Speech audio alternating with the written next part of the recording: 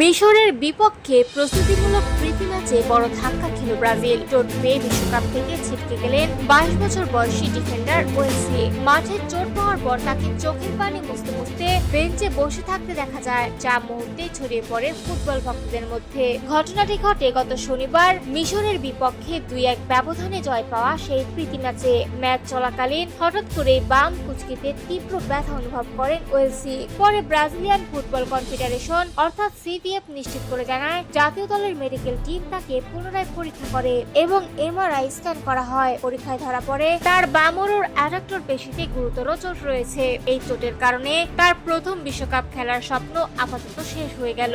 CBF আরো জানায়, ওয়েলসির পরিবর্তে দলে অন্তর্ভুক্ত করা হচ্ছে মিডফিল্ডার অ্যাডারসনকে। তিনি সোমবার যুক্তরাষ্ট্রে দলের সঙ্গে যোগ দেবেন। 26 বছর বয়সী অ্যাডারসন সর্বশেষ জাতীয় দলের হয়ে খেলেছেন 2025 সালের মার্চ মাসে, যেখানে তিনি 3টি আন্তর্জাতিক ম্যাচের একটি অংশ ছিলেন।